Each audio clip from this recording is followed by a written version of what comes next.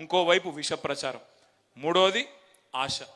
కేసీఆర్ 10,000 ఇస్తుండు కదా, నేను 15,000 ఇస్తా. కేసీఆర్ ₹1,00,000 ఇస్తుండు కదా పెళ్లికి, నేను తులం బంగారం ఇస్తా. కేసీఆర్ 2,000 ఇస్తుండు కదా పెన్షను, ముసలోనికో ముసలవ్వకో ఇస్తుండు, నేను ఇద్దరికి ఇస్తా, 4,000 ఇస్తా. మా సోనియమ్మ చెప్పింది వచ్చే నెల నుంచే ఇస్తా అని ఏతుల వెంకటరెడ్డి, ఇంకా తర్వాత ఉన్నారు కదా కోతుల ఉత్తమ్ కుమార్ రెడ్డి, ఇటువంటి వాళ్ళు అందరు ఎక్కడోడు అక్కడ తలిగి మొత్తం ప్రజలని ఆశ పెట్టి, నీళ్లున్నాయి, కరెంట్ వచ్చింది, కడుపు నిండా అన్ని వచ్చినాయి, ఇక ఏడన్నా పోతాయా అవి ఇంకేదో వస్తుందట మీదికెళ్ళి అని చెప్పి ఒక ఆశ పెట్టి. మీరు ఒకటి జాగ్రత్తగా గమనించండి, కాంగ్రెస్ ఓడు బీజేపీడు అభివృద్ధి గురించి మాట్లాడలే, సూర్యాపేటలో వచ్చిన మెడికల్ కాలేజ్ గురించి మాట్లాడలే, ఈ పక్కనే కట్టిన ఎస్పీ ఆఫీస్ గురించి మాట్లాడలే, కొత్తగా జిల్లా అయింది, జిల్లా అధికారులందరూ ఇక్కడనే కూర్చుంటుండ్రు, నాకు నల్లగొండ పోయే బాధ తప్పింది అని మాట్లాడలే, కొత్త మండలాలు అయినాయి చెప్పలే, తాండాలు గ్రామ పంచాయతీలైనా యాద్ చేయలే, వాళ్ళు ఇదివరకు మాట ఇచ్చి తప్పిన మాట గుర్తు చేయలే. కానీ ఏం చేసినారు? అసూయ. స్థానిక సర్పంచ్, ఎమ్మెల్యే దాకా కూడా కాదు, సర్పంచో ఎంపీటీసో జెడ్పీటీసో ఆయన ఇల్లు చదువుకుంటే కూడా చూసినావురా బగ్గ సంపాదిస్తుండు వీడు, ఈ ఎమ్మెల్యే ఎంత సంపాదిస్తుండో, ఇటువంటి ఇచ్కం బుచ్కం మాటలు మాట్లాడి రాష్ట్రంలో అందరి సంపద పెరిగింది. ఆనాడు కేసీఆర్ ప్రభుత్వం వచ్చినప్పుడు 4 లక్షలు 5 లక్షల ఎకరా ఉన్న భూమి మన ప్రభుత్వం దిగిపోయినాడు ఎంతుండే? 50 లక్షలు అయింది, కొన్ని కాడ ₹1,00,00,000 కూడా అయింది. మరి అందరి సంపద పెరిగినప్పుడు ఒక టీఆర్ఎస్ సంపద మాత్రం పెరగొద్దట, ఒక టీఆర్ఎస్ సంపద పెరగొద్దు, కాంగ్రెస్ ఉంది పెరగాలి, బీజేపీ ఉంది పెరగాలి, అందరు బాగుపడాలి, కానీ టీఆర్ఎస్ వాడు తెల్లంగా వేసుకుంటే మాత్రం మంచిది కాదన్నట్టు విష ప్రచారం చేసినారు. కేసీఆర్ అహంకారం అని, దొరాని, ఇదని అదని అడ్డం పొడుగు మాట్లాడి, యూట్యూబ్లో పనికిమాలిన చెత్త మాట్లాడి, పనికిమాలిన తిట్లని తిట్టి, ఇష్టం వచ్చిన విష ప్రచారం చేసి, ఇవాళ అదే యూట్యూబ్ వాళ్ళని గుడ్డలు కూడా తీసుకొడతా అంటున్నాడు ముఖ్యమంత్రి. ఏ యూట్యూబ్ని అడ్డం పెట్టుకొని ముఖ్యమంత్రి అయిండో ఈ సన్నాసి రేవంత్ రెడ్డి, ఇవాళ అదే యూట్యూబ్ వాళ్ళనట గుడ్డలు కూడా తీసుకొడతారట ఆయన దగ్గరికి వస్తే. అంటే ఆయన కాడికి వస్తేనే అన్ని గుర్తొస్తున్నాయి.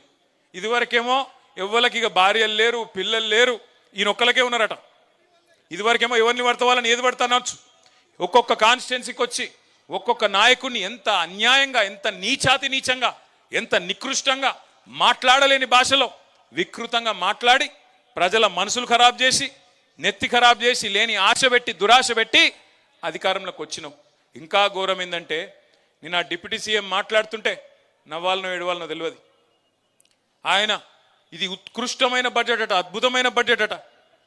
నాకు ఒకటే గుర్తొచ్చింది, ఈ మధ్యన దేశపతి శ్రీనివాస్ గారని మన ఎమ్మెల్సీ ఉంటాడు, ఆయన ఒక మంచి పాట రాసిండు, గోవింద గోవింద 6 గ్యారెంటీలు గోవింద అని. చూసి విన్నారా ఎప్పుడైనా పాట? అది తులం బంగారము, రైతు బంధు, అది మొత్తం గుర్తొచ్చింది నిన్న నాకు. ఒక్కటంటే ఒక్క పథకం లేదు నిన్న బడ్జెట్లో. వీళ్ళే కదా చెప్తిరి 100 రోజుల్లో 6 గ్యారెంటీలు అమలు చేస్తాం, చేయకపోతే మెడ కోసుకుంటామని ఒకడు, తొడ కోసుకుంటాను ఒకడు, దేవుని కాడ అది పెట్టి అఫిడవిట్ పెట్టి దేవుని కూడా మోసం చేసి సిగ్గుశరం లేకుండా ఇంకా మళ్ళీ నిన్న వచ్చి రుణమాఫీ అయిపోయిందట. అయిపోయిందా రుణమాఫీ? పోయా నిన్న అడిగినాం అసెంబ్లీలో, నేను ఒక్కరిని అడగలే, పోయినసారి నేను అడిగిన, నిన్న పాపం పల్లరాజేశ్వర రెడ్డి అడిగిండు, ఇదివరకు జగదీష్ అన్న అడిగిండు, మొన్న కౌశిక్ అడిగిండు, ఒక్కరు కాదు అందరం అడుగుతున్నాం. అరే ఒక్క ఊరుకోదాం పారబో, ఏ ఊరంటే ఆ ఊరు నీ ఇష్టం, ముఖ్యమంత్రి సొంతూరా, డిప్యూటీ సీఎం సొంతూరా, ఏ ఊరో మీ ఇష్టం, పోదాం. ఒక్క ఊళ్ళోనన్న రైతులు అందరూ ఒక్క కాడ కూర్చొని మాది అయిపోయిందిరా భయ్ మా రుణమాఫీ అంటే ఆడనే వారేసిపోతాం మా పదవులు అంటే, అవతలికి వెళ్ళి సపోర్ట్ లేదు, స్టడీ లేదు. అంటే ఎంత అన్యాయమైన మాటలు అంటే, 49,500 కోట్ల కాడ మొదలైంది రుణమాఫీ కథ.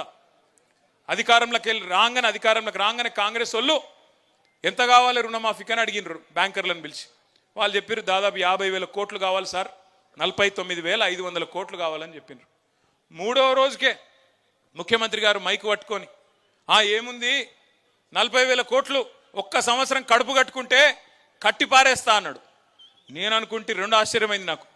ఒకటి 9,500 కోట్లు ఎవడు ఎత్తుకపోయిండు మొదలు అర్థం కాలేదు. మొదలు బ్యాంకర్లకేమో 49,500 కోట్లు అని చెప్తివి, 3 రోజులకే అందులోకి 9,500 కోట్లు ఎగిరిపాయి, అదొకటి ఆశ్చర్యం. రెండవది, ఒక సంవత్సరం కడుపు కట్టుకుంటే 40,000 కోట్లు వస్తాయట. ఇది మాకు తెలియకపోయే, 10 ఏళ్ళు ఉంటే కూడా మాకు తెలియకపోయే. అంటే 40,000 కోట్లు ఇచ్చేస్తా అన్నాడు ముఖ్యమంత్రి గారు. తెల్లారో మర్నాడో క్యాబినెట్లో పోయినారు. క్యాబినెట్లో పోయి మళ్ళీ క్యాబినెట్ ఏం ఆమోదిస్తుంది? 31,000 కోట్లు ఇస్తున్నాం రుణమాఫీకి అంటారు. మళ్ళీ 9,000 కోట్లు ఎగిరిపోయింది హుష్ కాకి. ఆడికెళ్ళి అసెంబ్లీకి వచ్చింది మా బట్టన్న ఓ బ్యాగ్ పట్టుకొని వచ్చిండు. ఇక బ్యాగ్ చూడంగానే పాపం రేవంత్ రెడ్డికి పాత జ్ఞాపకాలన్నీ గుర్తుకొస్తున్నాయి అనుకుంటా. పాత జ్ఞాపకాలు అన్ని పాపం ఉన్నాయి కదా, మంచి మంచి జ్ఞాపకాలు. సో ఆ బ్యాగ్ పట్టుకొని చూస్తే ఆ బ్యాగ్ ఓపెన్ చేస్తే ఏమున్నది, బ్యాగ్ తెరిస్తే 26,500 కోట్లట రుణమాఫీకి. ఇది పోయిన సంవత్సరం చెప్పిన మాట, పోయిన బడ్జెట్లో. ఈ బడ్జెట్లో ఏం చెప్పి ఎరికేనా, 20,000 కోట్లు కట్టేసినా అయిపోయింది రుణమాఫీ అంటాడు. ఎక్కడ 50,000 కోట్లు, ఎక్కడ 20,000 కోట్లు, మధ్యలో 30,000 కోట్లు ఎక్కడ పోయినాయి? ఎక్కడికి? 40 సార్లు ఢిల్లీ పోవడం అంటే మామూలు ముచ్చట్నా? 40 సార్లు ఢిల్లీ పోతే పోయినప్పుడల్లా కనీసం 500 కోట్లు 600 కోట్లు వేసుకపోవాలి కదా, లేకపోతే తెల్లారి ఇక్కడికి వచ్చే వరకు మళ్ళీ